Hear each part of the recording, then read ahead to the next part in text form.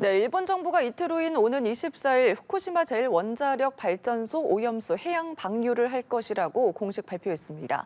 해양 방류는 개시 시점부터 약 30년간 지속될 것으로 예상되는데요. 오염수 방류가 실제 어떻게 이루어질지 김숙현 국가안보전략연구원 책임연구위원과 함께 짚어보도록 하겠습니다. 어서 오십시오. 안녕하세요. 예, 후쿠시마 오염수 방류 이틀 앞으로 다가왔습니다. 24일로 결정이 됐는데 이게 뭐 지금 이틀밖에 남지 않았기 때문에 모든 준비가 끝났다 이런 의미로 봐야 될까요? 그렇죠. 이미 사실상 모든 준비는 다 마쳐진 상태였었고 기시다 총리가 언제 방류를 할 것인가 하는 정치적 결단만 이제 그런 남은 그런 시점이었었고요. 네. 그렇기 때문에 이제 오늘 아침 10시에 강요 회의를 열어서 그 방류 시기를 이제 오늘 최종 발표하는 그런 수순을 밟았다고 그렇게 보여집니다. 예, 기시다 총리 한미일 정상회의가 끝난 뒤에 바로 후쿠시마로 갔고 굉장히 빠르게 어떻게 보면 결정 내린 것도 빠르게 진행됐다 이렇게 보이는데 이게 일각에서는 일본의 정치적인 상황도 고려했을 거다 이런 얘기도 있더라고요.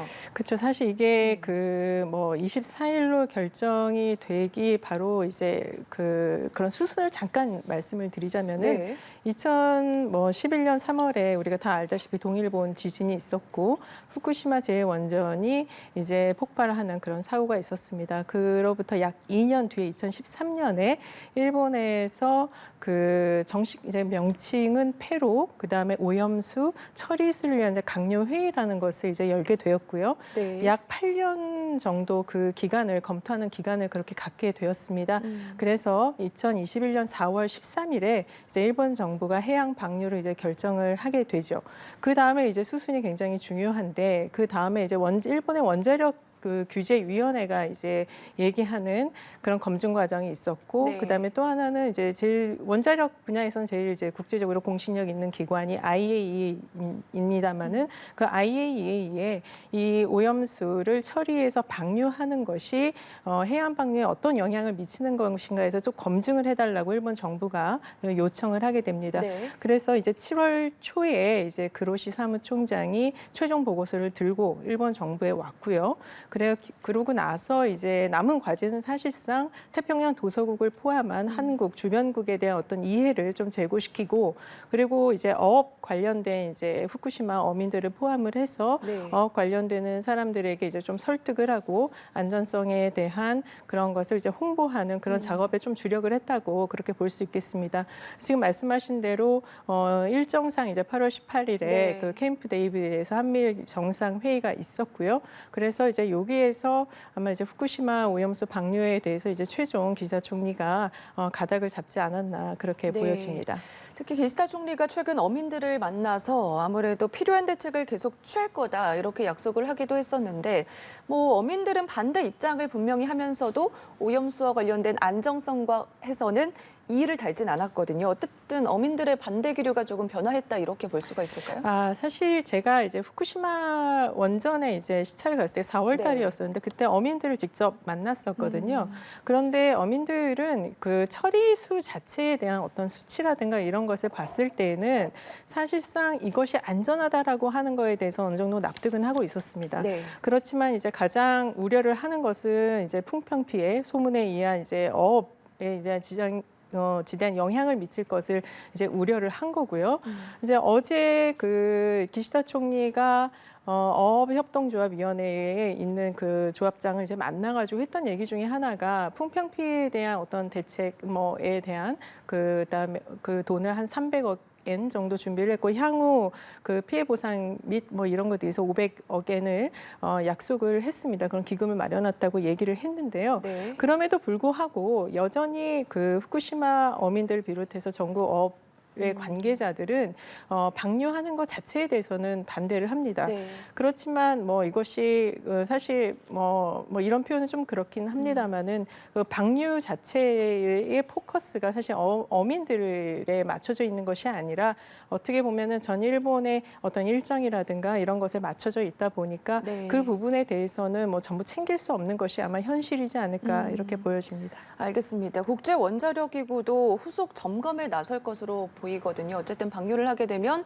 30년 동안 지속이 되기 때문에 이를 점검하기 위해서 IAEA가 구체적으로 어떤 대책을 마련할까요? 지난번에 이제 그 최종 보고서를 들고 왔었던 그로시 IAEA 사무총장이 네. 이제 얘기를 했던 것 중에 하나가 후쿠시마 원전 안에 IAEA 사무소를 설치를 해서 지속적인 모니터링을 하겠다라고 그렇게 얘기를 했고요. 그 다음에 뭐 30년 동안 지속해서 주목해서 보겠다. 뭐 마지막 한 방울까지도 뭐 계속해서 주목을 하겠다 이런 얘기를 했듯이 사실상 지금 현재로서는 IAEA가 후쿠시마 원전 내에 사무소를 설치를 해서 모니터링을 하는 것 이것이 지금 약간 어떻게 보면 국제적으로 있어서는 검증을 하는 그 제대로 방류를 하고 있는지에 대해서 검토를 할 수 있는 뭐 지금 네. 유일한 창구이지 않을까 이렇게 보여집니다.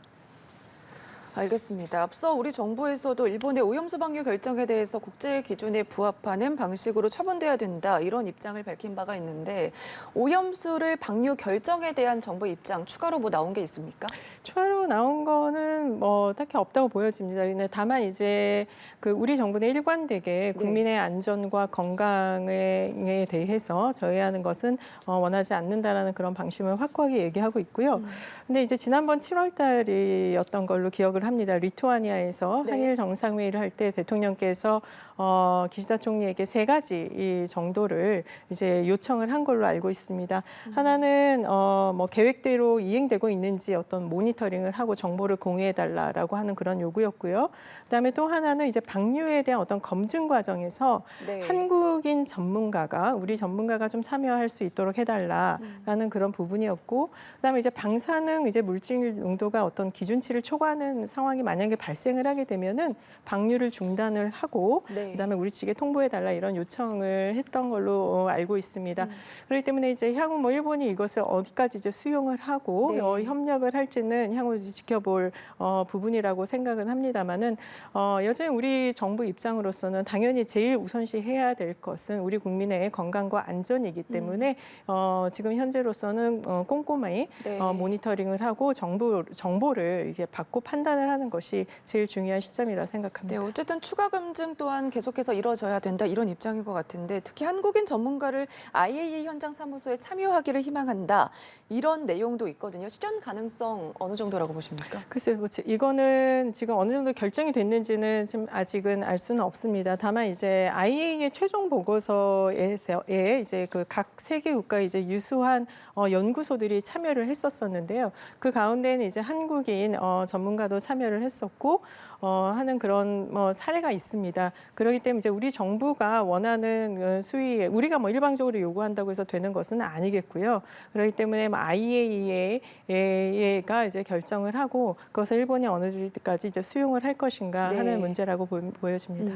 일본 언론에서는 최근에 이제 한미일 정상회의에서 열린 뭐 기자회견에서 윤석열 대통령이 IAEA 관련해서 신뢰를 한다 이런 발언에 부각을 하고 있거든요. 이 이유는 뭐라고 보십니까? 글쎄 역시 이제 일본 언론에서 그러니까 일본 내에서는 물론 이제 후쿠시마 오염수 방류 반대에 대한 그런 여론은 그렇게 네. 상당히 크지는 않습니다. 오히려 뭐 찬성이 지금 55%가 지금 넘고 있는 그런 상황인데요. 가장 이제 일본 언론에서 또는 뿐만 아니라 일본 정부에서도 약간 주목할 수밖에 없는 국가는 뭐 가장 중요한 이제 미국과 네. 그다음에 또 가장 중요한 주변국이 이제 한국이라고 그렇게 볼 수 있는데요. 네. 그렇기 때문에 사실 그 뭐 8월 18일 캠프 데이비드에서 이제 한미일 회의라고 하는 것이 물론 이 후쿠시마 오염수 방류 문제가 핵심적인 의제가 아니었지만 어떻게 보면은 뭐 상징적으로 한미일 협력 네. 그다음에 공고화라고 하는 그 큰 틀에서 봤을 때에 후쿠시마 오염수에 대해서는 어느 정도 미국과 한국도 반대하지 않는 그런 제스처가 이제 뭐 보여질 수 있는 그렇게 비춰질 수 있는 그런 부분이기 때문에 네. 일본 언론에서도 물론 이제 한국 내에 굉장히 극렬한 반대가 있지 않습니까? 이런 부분을 좀 의식해서 아마 보도를 하고 있지 않나 이렇게 네. 봅니다.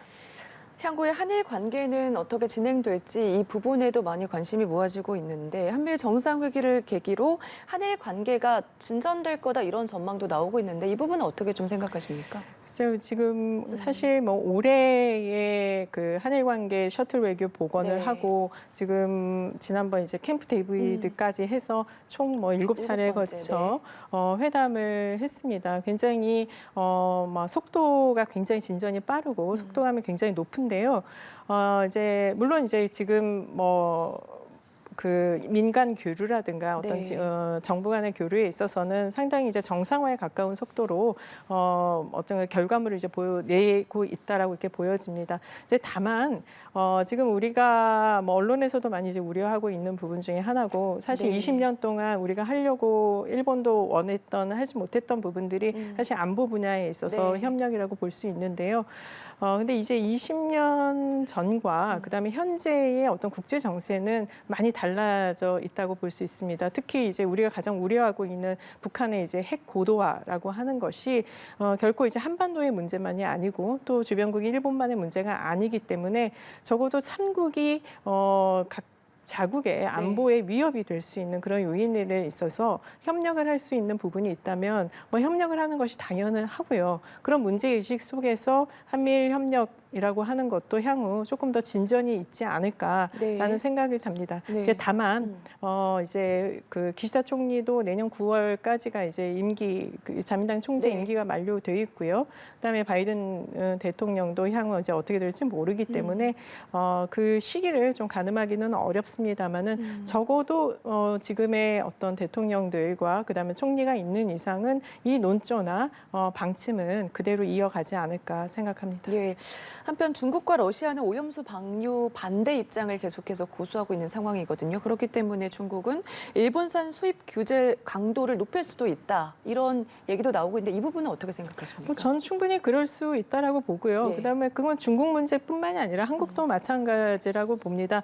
뭐 자국의 안전을 위해서 그 수산물 수입을 반대를 하거나 뭐 좀 더 크레임 많이 건다라고 하는 거에서는 뭐 이것은 일본 정부가 불평을 할 수 있는 그런 사안은 절대 아니라고 그렇게 보여지고요. 네. 그렇기 때문에 특히 중국 같은 경우는 지금 사실 한미일 어떤 삼국 공조에 대해서 굉장히 민감한 반응을 계속해서 보이고 있기 때문에 어떻게 보면은 그 한미일 삼각 공조뿐만이 아니라 네. 일본에 대해서도 뭐 공식적으로 당연히 근거가 있는 그런 뭐 외교적인 어떤 그 제재를 가할 수 네. 있는 그런 뭐 도구가 충분히 될 수 있기 때문에 그런 가능성도 있을 거라 보여집니다. 알겠습니다. 후쿠시마 오염수 방류와 관련해서 짚어봤습니다. 김숙현 국가안보전략연구원 책임연구위원과 함께 짚어봤습니다. 고맙습니다. 감사합니다.